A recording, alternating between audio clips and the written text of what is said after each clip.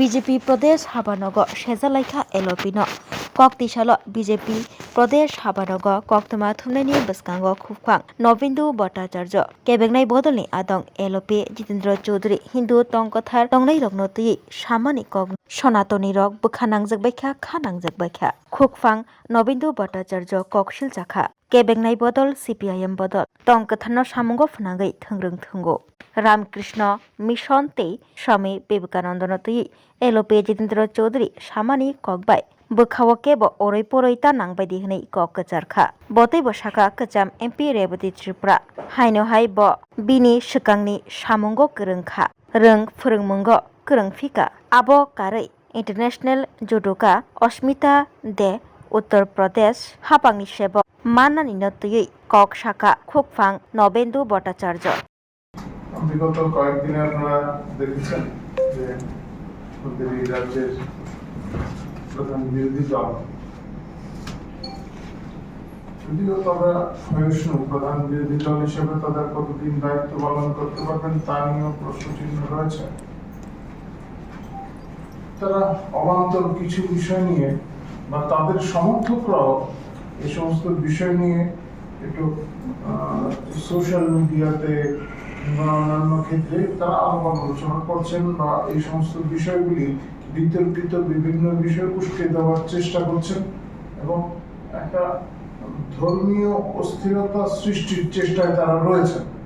অস্থিরতা সৃষ্টির চেষ্টাটা তো বামপন্থীদের তাদের নিজস্ব মজ্জাগত বিষয়, এটা তো বিষয় না। তো এই জায়গায় আমার একটা কথা খুব মনে পড়ছে যে আপনারা অনেকে শুনে থাকবেন ভানু বন্দ্যোপাধ্যায়ের যে কমেডি আছে, বিখ্যাত হওয়ার জন্য বা প্রচারে আসার জন্য কি করা যায়, কি যেন একটা কাজে নিয়ে কি যেন একটা পরে দৌড় দিতে বলেছিলেন তিনি। তো ভানু বন্দ্যোপাধ্যায়ের কমেডির মতোই এই বামপন্থী নেতারা কয়েকজন এই সমস্ত বিষয় নিয়ে খুব চর্চা শুরু করেছেন, নিজেদের প্রাসঙ্গিকতা হারিয়ে ফেলেছেন। জনসমাজে তারা গুরুত্বহীন এবং তাদের যারা পার্টির যারা আগে দীর্ঘদিনের কর্মীরা ছিলেন, কমরেডরা ছিলেন, তারাই তো তাদের তিরস্কার করছেন বিভিন্ন জায়গায়, বিভিন্ন ক্ষেত্রে যেতেও পারেন না, প্রশ্নের সম্মুখীন হন।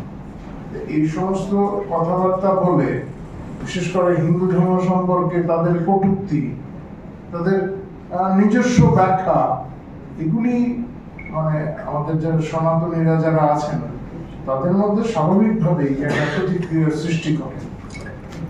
এগুলি নিয়ে তারা কেন রাজনীতি, তাদের সামনে তো মানে সরকারের বিরুদ্ধে বলার কোন বিষয় তারা খুঁজে পাচ্ছেন না। সরকারের বিভিন্ন কর্মকাণ্ড, সরকারের যে অগ্রগতি চলছে বিভিন্ন ক্ষেত্রে, একটা সুস্থ অগ্রগতি বলবো আমি, এই যে সুস্থ অগ্রগতি চলছে, তারপর তারা এই জায়গায় কিছু বলতে পারছেন না, ফলে তাদের কাছে কোনো ইস্যু নেই। এবং এই কমরেডরা জনপ্রিয় কমরেড এই সোশ্যাল মিডিয়ায় পুরনো হোক নতুন হোক, তাদের নেতাদের এই সমস্ত উটপটাং বক্তব্যগুলি তারা দিয়ে তারা নিজেদের বাঁচিয়ে রাখার চেষ্টা করছেন। মানুষ এই সমস্ত বিষয় পছন্দ করে না, তবে বিষয়টা হচ্ছে এটা মানুষের মনে আঘাত দেয়, এটা অস্থিরতা সৃষ্টি করে, এগুলি তারা করছে। আমরা এই সমস্ত বিষয় নিয়ে বেশি চর্চা করতে আগ্রহী না, তবু আমরা বলছি যে রামকৃষ্ণ মিশন সম্পর্কে তারা বলছে, ঠাকুর রামকৃষ্ণ কিংবা স্বামী বিবেকানন্দ সম্পর্কে তাদের বক্তব্য কি ছিল? রামকৃষ্ণ সম্পর্কে তাদের বক্তব্য ছিল মির্গি, বিবেকানন্দ চাকরি না পেয়ে সন্ন্যাসী হয়েছে। রামকৃষ্ণ মিশনের উপর এই বাম জামানায়, পশ্চিমবাংলার বাম জামানায় রামকৃষ্ণ মিশনের যে বিভিন্ন কর্মকাণ্ড ছিল, তাদের কিভাবে হেনস্থা করা হয়েছে, এগুলি তো তথ্য প্রমাণ আছে। বিভিন্ন গুণীজনের লেখা পুস্তিকাতে এই সমস্ত বিষয়গুলি আছে। তো এই বিষয়গুলি তো কেউ লুকোতে পারবে না। সিপিএম সরকারের যন্ত্রণায় অতিষ্ঠ হয়ে রামকৃষ্ণ মিশন আদালতের দ্বারস্থ হয়েছে। এগুলি কি ভুলে যাওয়ার কথা নাকি? তারা এখন ব্যাখ্যা করছেন, স্বামীজির ব্যাখ্যা, রামকৃষ্ণের ব্যাখ্যা তাদের থেকে শুনতে হবে। এগুলি মানুষ এগুলি মেনে নেবে না, তারাও জানে। বিভ্রান্ত করার চেষ্টা মানুষকে, আমাদের সনাতন ধর্ম সম্পর্কে একটা মানুষের মধ্যে একটা বিকৃত ধারণা তৈরি করার চেষ্টা, এখানেই থেমে থাকেননি তো। আবার প্রধানমন্ত্রীর বক্তব্যকে বিকৃত করার চেষ্টা করেছেন।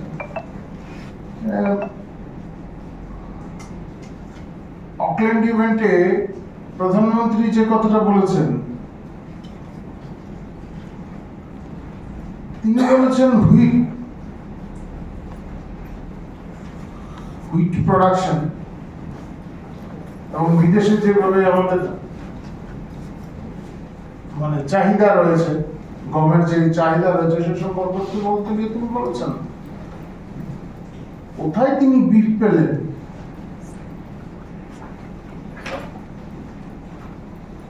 ওনার শ্রুতি বিভ্রম হতে পারে, কিন্তু ওনার যাচাই করা উচিত ছিল। পিআইবি এই সম্পর্কে ক্লারিফিকেশন দিয়েছে, তিনি জানেন না এরকমটা না, ওনার কাছে কোনো তথ্য নেই এরকমটা না, দায়িত্ব জ্ঞানহীন কাজ তিনি করবেন এটা তার কাছ থেকে প্রত্যাশাও করা যায় না, কারণ তিনি এই রাজ্যের বিরোধী দলনেতা। যাচাই করা উচিত ছিল পিআইবি এই বিষয়ে কি ক্লারিফিকেশন দিয়েছে, স্পষ্টীকরণ কি দিয়েছে সেটা জানা উচিত ছিল। তিনি বলে দিলেন, উদ্দেশ্যটা কি? বিভ্রান্ত করা মানুষকে। তো যাই হোক, এইসব করে তো আর মানে কাজের কাজ কিছু হবে না, তারা ক্ষয়িষ্ণু। উত্তর তারা, আর যার সম্পর্কে বলছি আমি এখনো নাম নিলাম না, ওনার সম্পর্কে আপনারা সবাই জানেন, কাউকে ছাড়ছেন না, সাংবাদিক থেকে আধিকারিক কাউকেই না। অসাংবিধানিক শব্দের ব্যবহার করেন গালিগালাজ করতে গিয়ে, এটা তো ওনার রীতি। উনি এরকম বলছেন। আমার আশা, প্রত্যাশা রাখি যে ওনার যে বক্তব্য মানুষ খুব বেশি যে ওনার এটা গুরুত্ব দিয়ে শুনবে, কিংবা এটা তাদের কাছে গুরুত্বপূর্ণ মনে হবে বলে আমার মনে হয় না। কারণ উনি যেই ধরনের নিজের ব্যক্তিত্ব সম্পর্কে যেভাবে উপস্থাপন করছেন বিভিন্ন জায়গায়, বলে এটা খুব একটা গুরুত্ব পাবে বলে মানুষের কাছে আমার মনে হয় না। তবে বিরোধী দলের অন্যান্য নেতা রয়েছেন, এই রাজ্যে পার্টির অন্যান্য নেতারাও রয়েছেন, তারা অবশ্যই বোঝানোর চেষ্টা করবেন যারা এই ধরনের নেতিবাচক শব্দগুলি বলে, নেতিবাচক কথাগুলি বলে, একটা অস্থিরতা সৃষ্টির চেষ্টা করেন, হুমকি ধমকি দেন বিভিন্ন জায়গায় বিভিন্নভাবে, এগুলি থেকে ওনাকে বিরত রাখার চেষ্টা করবেন, এই প্রত্যাশা আমরা রাখছি। নমস্কার। এই বিষয়ে আপনাদের যদি আর কিছু জিজ্ঞাসা থাকে আপনারা জিজ্ঞাসা করতে পারেন। একদম সাংসদ রেবতী ত্রিপুরা হঠাৎ করে আবার শিক্ষকতার জীবনে ফিরে যাওয়া, বিষয়টা আপনারা কি বলছেন? না, এটা তো এমন কোনো বিষয় নেই। এটা আমি কিছুক্ষণ আগে একজনের সঙ্গে কথা হচ্ছিল, আমি বলছিলাম সুধীর রঞ্জন মজুমদার, প্রাক্তন মুখ্যমন্ত্রী, এই রাজ্যের প্রাক্তন মুখ্যমন্ত্রী, তিনিও তো মুখ্যমন্ত্রী হওয়ার আগ মুহূর্তে তিনি একটা মানে ওই ধরনের মানে গ্র্যান্টিনেট ভুক্ত স্কুলের প্রধান শিক্ষক ছিলেন। তিনি রাজনীতি যারা করেন তারা গ্র্যান্টিনেট ভুক্ত স্কুলে থাকতেই পারেন। উনি ওনার সময় আছে, উনি ওনার যে শিক্ষকতার অভিজ্ঞতাটা তিনি কেন কাজে লাগাবেন না? অবশ্যই করবেন। এই সিদ্ধান্তটা কি কোথাও এই কারণে নেওয়া হয়েছে সাংগঠনিকভাবে রেবতী ত্রিপুরাকে অনেকটাই প্রাপ্ত রাখা হয়েছে? এমন ভাবার কোনো কারণ নেই। আমাদের এই পার্টির কার্যকর্তারা যারা রয়েছেন সবার কাছে কোনো না কোনো দায়িত্ব আছে, কোনোটা প্রকাশ্যে আসে কোনোটা আসে না। উনি কি কোনো সাংগঠনিক কোনো দায়িত্বে আছেন এখনো পর্যন্ত, কোনো মানে বিজেপি সাংগঠনিক কোনো দায়িত্বে? ওনার কাছে অনেক দায়িত্ব রয়েছে, অনেক দায়িত্ব, যেমন যথেষ্ট গুরুত্বপূর্ণ উদাহরণ? সাংগঠনিক বিভিন্ন দায়িত্ব আছে, আমাদের জনজাতি মোর্চার বেশ কিছু দায়িত্ব আছে। তাছাড়াও আমাদের অনেক বিষয় আছে যেগুলি প্রকাশ্যে আনা যাবে না। হ্যাঁ, আমাদের অনেক মানে স্ট্র্যাটেজির ব্যাপার থাকে, তারপরে আমাদের বিভিন্ন এজেন্ডা নিয়ে আমাদের অনেক দায়িত্ব থাকে, সেগুলি সব আমরা এখানে বলবো না, কিন্তু অনেক দায়িত্ব, অনেক গুরুত্বপূর্ণ দায়িত্ব ওনার কাছে রয়েছে। আগামী দিনে আরো গুরুত্বপূর্ণ দায়িত্ব আসতে পারে। আমাদের কোনো কার্যকর্তারাই অবসর বসেনি। উনি দলের কোন পোস্টে আছেন কি এখন পর্যন্ত? দলের কোন পোস্টে আছেন এখন উনি? কোন পোস্টে আছে বা কোন দলের ওনার প্রোফাইলটা কি বলেন? তো প্রাক্তন সাংসদ আমাদের পার্টির প্রাক্তন না, আমাদের প্রোফাইলটা এডিসির ভোটে ওনার গুরুত্বপূর্ণ দায়িত্ব ছিল। নতুন করে স্টেট কমিটি হচ্ছে, এখনো সপ্তাহে হয়নি, স্টেটের কমিটি হয়নি, কি হবেন কি এগুলি আমার জানা নেই, কিন্তু ওনার কাছে কিছু কিছু তো দায়িত্ব অবশ্যই আছে, সেগুলি আমরা জানি। জনজাতি মোর্চার যে সমস্ত টোটাল প্রোফাইল এখানে বসে আমি দিতে পারবো না, এটা সম্ভব না। বিস্তারিত স্টেট কমিটি এখনো হয়নি, বললামই আমি। আর আমার কাছে অনেক গুরুত্বপূর্ণ দায়িত্ব আছে যেগুলি এখানে বলা আমাদের ঠিক হবে না। আমাদের যে আমাদের অনেক প্ল্যানিং এর বিষয় থাকে, প্ল্যানিং এর আমাদের আলাদা কমিটি রয়েছে, গুরুত্বপূর্ণ আমাদের ডিসিশন প্ল্যানারি কমিটি রয়েছে আমাদের, এই সমস্ত বিষয়গুলি আছে আমাদের, এগুলিতে অনেক গুরুত্বপূর্ণ জায়গায় তিনি রয়েছেন। উনি শিক্ষকতা গেছেন, খুব ভালো কথা, তিনি আবার ওনার হাতে সময় আছে, অবশ্যই ওনার যে কোয়ালিটিটা আছে, ওনার যে যোগ্যতা আছে, উনি আরো কয়েকটা ভালো ছাত্র তৈরি করতে পারবেন, অবশ্যই করবেন। পার্টির কাজের সঙ্গে সঙ্গে ওইটাও করবেন, কেউ বসে থাকার জন্য না। আমাদের যারা চিকিৎসকরা আছেন আমাদের পার্টিতে, তারা চিকিৎসার কাজ বন্ধ করে দিয়েছেন নাকি? এবং যারা এই বেসরকারি স্কুল বলতে গ্র্যান্টিনেট মুক্ত স্কুলে যারা আছেন তারা অবশ্যই করতে পারেন, আপনারা এগুলি জেনে নেবেন। না পারা না পারা নিয়ে প্রশ্ন না, ওকে পারে, মানে বলা হচ্ছিল দলে ওনার প্রোফাইলটা কি, ওটা স্পষ্ট হয়নি। আপনাকে পরে দিয়ে দেওয়া হবে, এখানে বসে পুরো প্রোফাইল দিতে পারতাম না, আমি জানা নেই ওনার প্রোফাইলে দিয়ে দেব। পদে আছেন কিনা প্রোফাইলিং বললাম তো অনেক দায়িত্বে আছেন উনি, গুরুত্বপূর্ণ দায়িত্ব। আচ্ছা, নবেন্দুবাবু, ইতিমধ্যেই আমরা গোটা রাজ্যের মধ্যে একটা নাম নিয়ে আলোচনা হচ্ছে এবং রাজ্যের গর্ব অস্মিতা। যখন পুরস্কার পেলেন তারপর থেকে আপনাদের নেতা মন্ত্রীরা সবাই মানে গর্ব করে ওনাকে সোনার মেয়ে, ত্রিপুরার গর্ব ইত্যাদি ইত্যাদি পোস্ট করছেন, কিন্তু তার ঠিক একদিন আগে, এটা আমাদেরও ব্যর্থতা সাংবাদিকদের যে আমরা সেটা জানি না, কিন্তু প্রশ্ন হচ্ছে রাজ্য সরকার তাকে কেন কোনো সাপোর্ট সিস্টেম হয়নি, কেন রাজ্য সরকারের তরফ থেকে তাকে আগে ত্রিপুরায় কোনো চাকরির ব্যবস্থা করা হয়নি এবং সে দরজায় দরজায় ঘুরেছিল।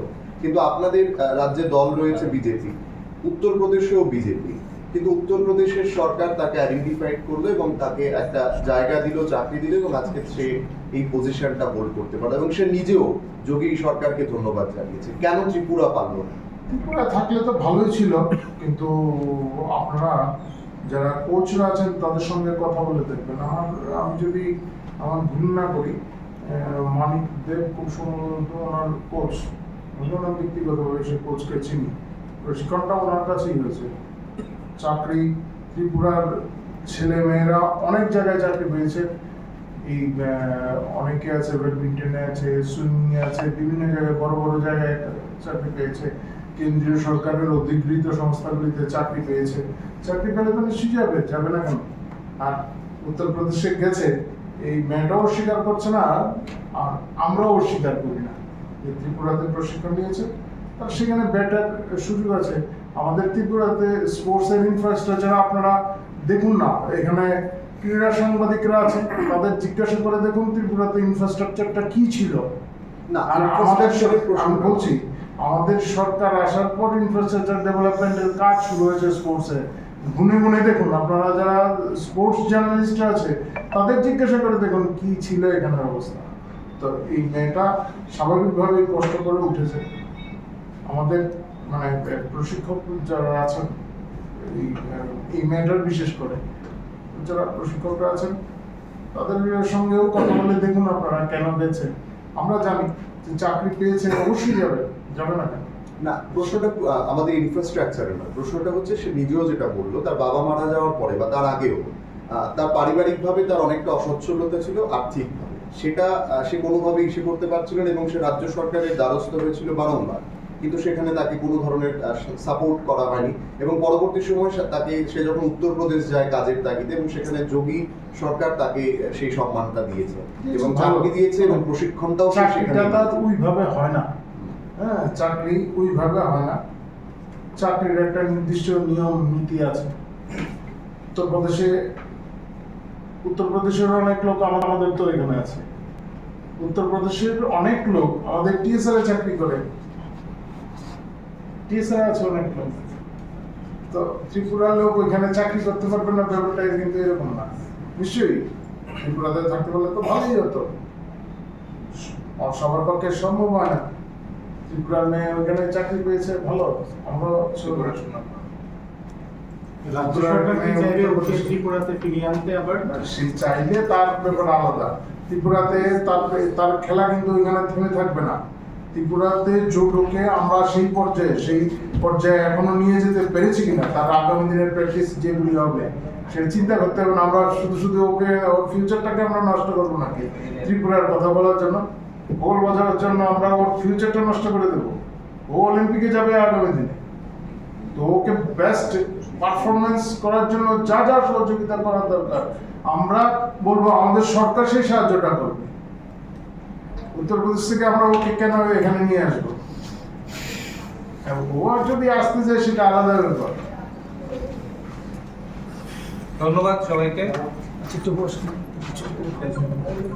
एक बेहतरीन करियर सिर्फ ख्वाब देखने से नहीं, एक सही कॉलेज चुनने से शुरू होता है।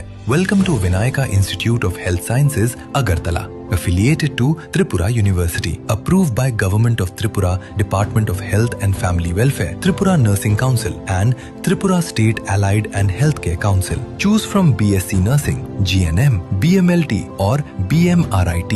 Admissions open for 2026-27. Address: Airport Road, Nutan Nagar, Agartala. Join Vinayaka Institute of Health Sciences, where future healthcare professionals begin their journey.